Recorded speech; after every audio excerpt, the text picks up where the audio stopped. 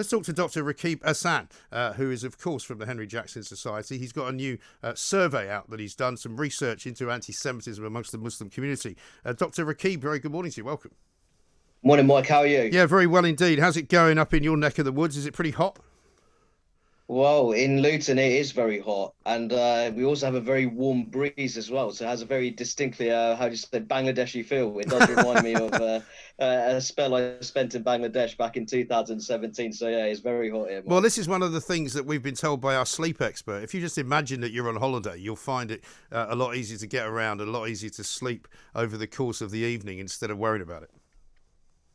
Yeah, I think that ultimately it's all about having a positive mindset. You know, it's a classic case. Some people, they complain when the weather's too cold, and then when it gets hot, then they're also complaining when it comes to that as well. No, So, absolutely right. Now, yeah. I'm going to be asking you about the migrant story in a little while, Rakib, because I'd like to get your view on that. But first of all, tell us about this study that you've done into anti-Semitism. Obviously, anti-Semitism has been very much at the front and centre of conversations about the Labour Party recently, but you've done a slightly different survey.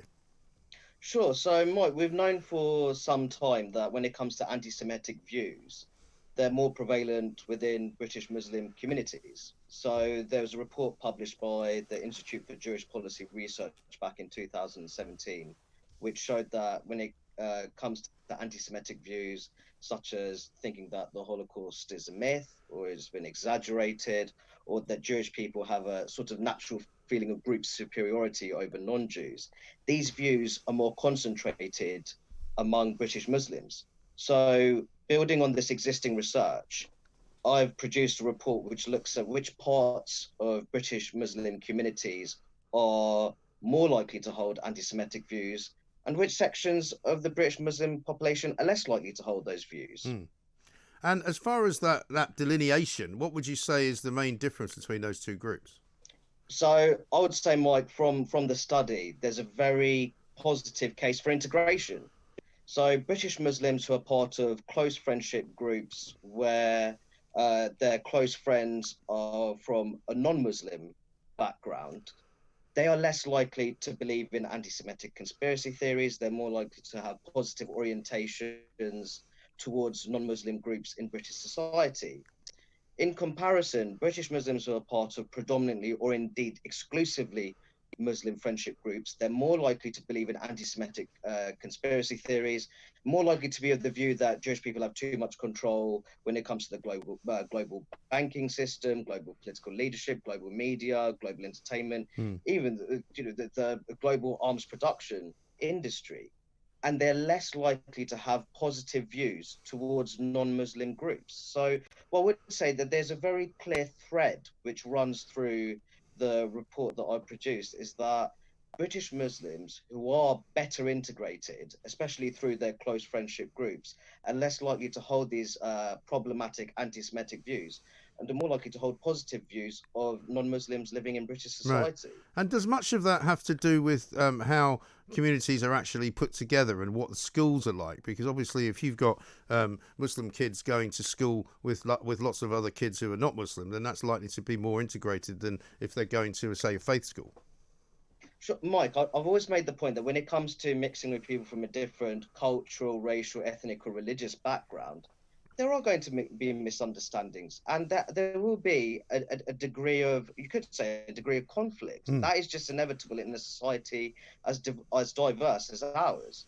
But I firmly believe, and this is backed by research, that over time, when you have those sort of intergroup interactions, mixing with people from different backgrounds, that does help to build bonds of trust, which cut across different ethnic and religious groups. And that helps to build more positive perceptions of people who may be different to you or may hold a different religious background, different ethnic background, different racial background. So I think there is a very positive story to tell from this research when it comes to the benefits of social integration. Yeah, because, I mean, I was interested last weekend when we were having the announcements from government about locking down parts of Manchester, East Lancashire, and also parts of West Yorkshire. There were some from the Muslim community, specifically the Muslim Council of Britain, who were more or less making out that it was kind of racist for the government to do this because it was a kind of attack on Eid and the celebrations that the Muslim community were going to be involved in. But I didn't see it that way, and I don't think a lot of people did. Well, I certainly didn't see it that way, Mike, if truth be told. Ultimately, we're in the middle of a global pandemic, and the UK government's public health responses cannot be tailored around Islamic holidays or any religious Mm, holidays for that matter, Mike, because that would be irresponsible behavior. yeah. No, absolutely right. And similarly, let's talk a little bit about the migrant problem at the moment. We could have raised it last week with Nigel Farage when he came on here and Sure. quite shockingly told me that 38,000 migrants are currently being put up at the expense of the UK government in hotels around the country who have all come here illegally. And it seems as though we've got twice as many people now coming as there were already from last year's total. This is a massive problem for the government, isn't it? Well, I'd say that the government on this issue, I think that it's losing public support. Yeah. And the reality of the matter is, this government is putting forward this politics of security that would have strong borders and all the rest of it. Now, this current, and I would go as far as saying this is a crisis in itself now, Mike, Yeah. if truth be told. And I feel that there will be many voters who voted for the Conservative Party in the 2019 UK general election who will think that this isn't quite what I voted for. Mm. And I think that the Home Secretary, Priti Patel in particular, her personal ratings have not been very good for some time, Mike. I think that point needs to be made very clear. Yeah. And I think that there's many people, many voters who will be thinking that she's simply not up to the job. Well, I think that's the point. There are lots of words being spoken, lots of things being said, and lots of kind of, strong responses, if you like, verbally to the problem that we see every single day. But we don't actually see any action. It's all very well saying let's send in the Navy. Well, to do what exactly? To pick these people up and bring them to shore in a slightly, as it was described by our friends at Migration Watch, in a slightly bigger boat. Well, I think the UK government, it really should not be in the business of disrespecting the British voters. They can very clearly tell the difference between rhetoric and reality. Yeah. And at the moment, there's a very clear gap between the political rhetoric and what is being done in reality when it comes to this particular issue, Mike. Right. I mean, I've been advising people who listen to this show to send letters to their MPs to ask them about whether or not they are aware of any illegal immigrants being housed in their communities and in their constituencies. And it's incredible how few MPs are actually bothering to respond to their constituents. Well, I think it's often the case that MPs, they don't like to engage with admittedly sensitive issues, even when they are when local constituents take the effort to engage with them. In my view, as I've said many times before, there is that the government, the Conservative Party, they were given a stonking majority. Yeah, that's the truth, and much of that was based on the fact they were putting forward this politics of security. Okay, now the reality of the matter is, at the moment, the way they're managing certain issues, such as this one, it doesn't match with what they promised the British people. And I really feel that the Home Secretary in particular, she's framed herself as a sort of socially conservative firebrand when it comes to these kind of issues. But at the moment, that's not being reflected on how certain issues are being managed, Mike. No, that's absolutely right. And just to go back to anti-Semitism for a moment, there's been a lot of talk around Jeremy Corbyn and Keir Starmer in the last week or so, whether or not Keir Starmer is going to take the opportunity, shall we say, to kick Jeremy Corbyn out of the party. What do you think is going to happen there? Well, I think that the reality of the matter is Jeremy Corbyn might not be leader of the Labour Party anymore, but his presence is still an issue. There's no two ways about it. Labour really have to react robustly to what comes out of the report. For me, I think that the findings are going to be pretty damning. That would be my prediction. The reality of the matter is, Mike, we still have a section of the Labour Parliamentary Party. In my view, they're deeply unhelpful if the party is looking to improve its image in terms of wanting to tackle anti-Semitism.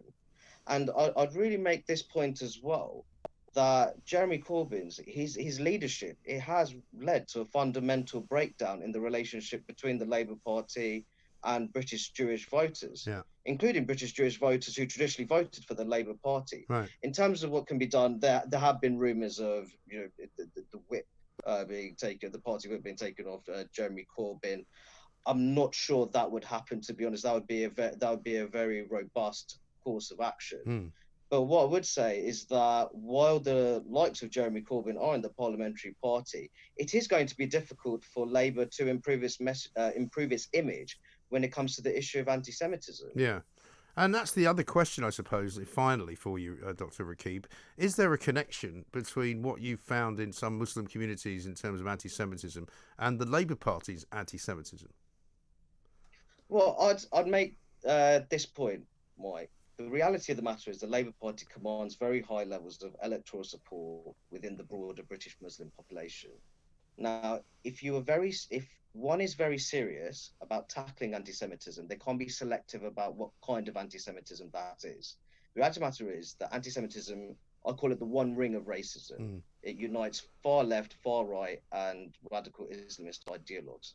Now, it's comfort zone politics for Labour to confront and talk tough on far right anti-Semitism, but my report clearly shows that anti-Semitic views in British society, they tend to be particularly concentrated within British Muslim communities.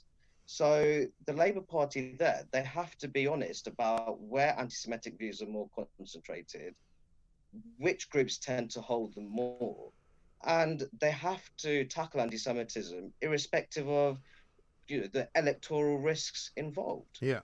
I think that's absolutely right. Dr. Rakib Ehsan from the Centre on Radicalisation and Terrorism at the Henry Jackson Society. Thanks very much indeed.